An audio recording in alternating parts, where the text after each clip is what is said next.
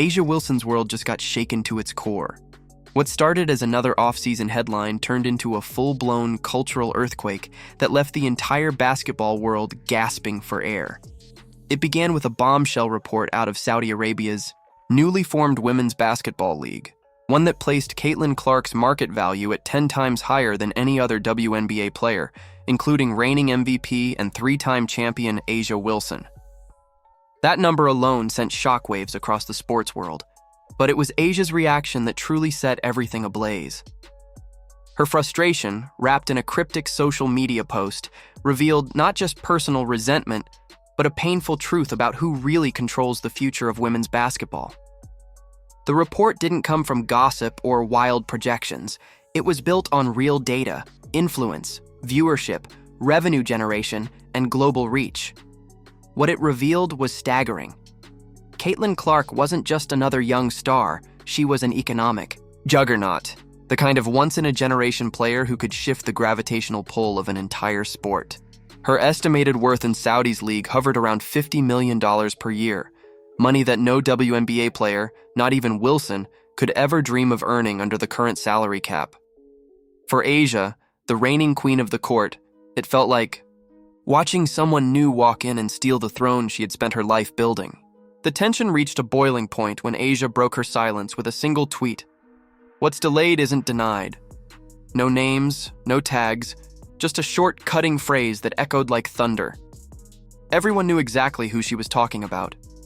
The timing was brutal, coming just days after Nike unveiled its record-breaking $28 million deal with Clark, the largest endorsement in women's basketball history. But then, something odd happened. Silence. No signature shoe, no campaign, no rollout. For months, the biggest endorsement in the sport just sat there. And that's when the whispers began. Behind the scenes, insiders claimed Nike was paralyzed. Executives feared backlash if they gave a young white player her own shoe line before. A'ja Wilson, the established black MVP who had carried the league for years. To avoid controversy, Nike allegedly delayed Clark's signature shoe until 2026, a move meant to please everyone, but ended up pleasing no one. A'ja's fans accused Nike of disrespecting their champion.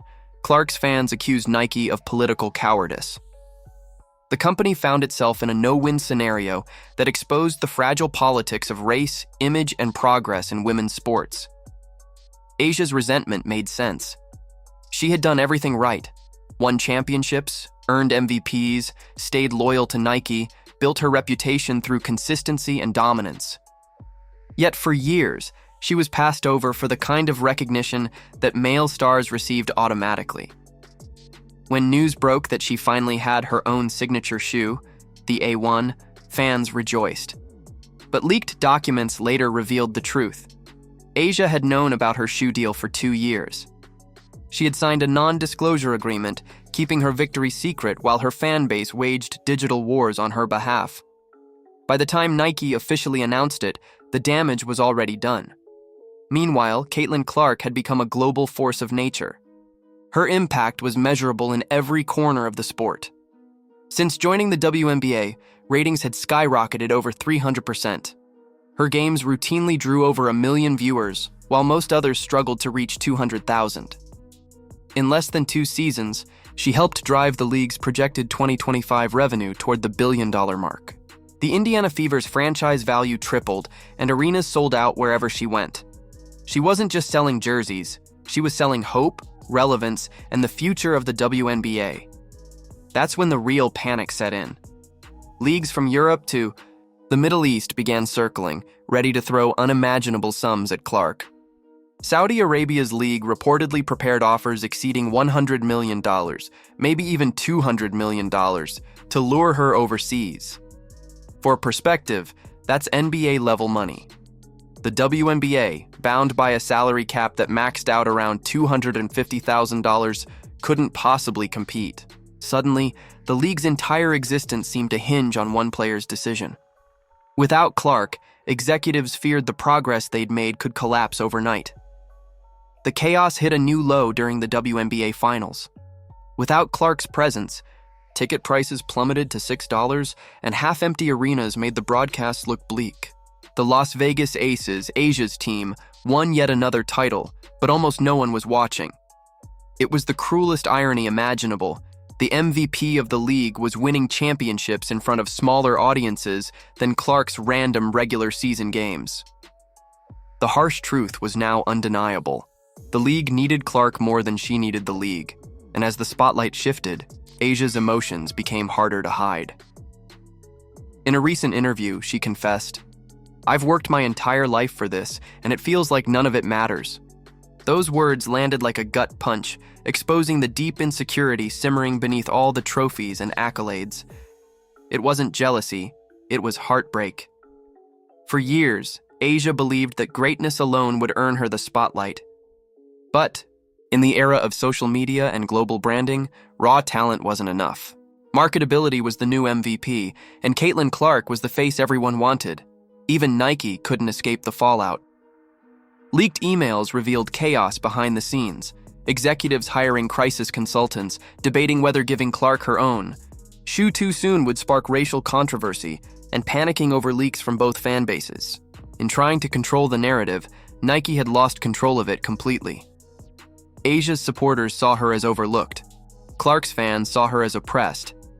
Nike, once a master of brand storytelling, suddenly looked tone-deaf and out of touch. The entire debacle became a masterclass in how not to manage modern sports fame.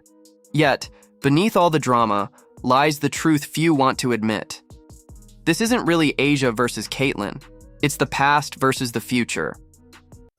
The WNBA spent decades searching for a player who could transcend basketball, someone to bring in casual fans, media attention, and massive sponsorships. Now that they have her, the very success they dreamed of is threatening to upend the league's balance of power. Caitlin Clark didn't just join the WNBA, she changed its entire economic DNA. Cities now compete for her appearances, offering incentives for the Fever to play in their arenas. Local businesses report millions in revenue boosts whenever she's in town. Her highlights trend globally, even in countries with no WNBA broadcasts. She's turned women's basketball into a cultural phenomenon, and that kind of magnetism can't be manufactured. A'ja Wilson might be the better pure player, but Caitlin Clark is the movement.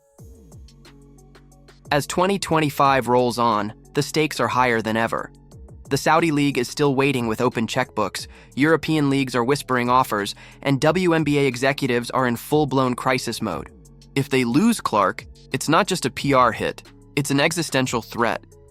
Without her, sponsors could pull out, ratings could crash, and all the progress of the past 2 years could evaporate. For A'ja, that's the cruelest twist of all. The woman she resents might be the only thing keeping her sport alive. Now, both women are trapped in a narrative neither asked for, one a symbol of dominance, the other of destiny. A'ja Wilson represents the grind, the structure, the old order. Caitlin Clark represents chaos, charisma, and change. And as history has shown, revolutions don't play fair. They take everything with them, leaving even the greatest champions wondering if their time has passed. So now, the entire world waits to see what happens next. Will Caitlin Clark take the money and redefine global women's basketball forever? Will A'ja Wilson reclaim her crown and remind everyone why she's the reigning MVP? Or will both be crushed by the weight of a system that still can't decide? What it values more?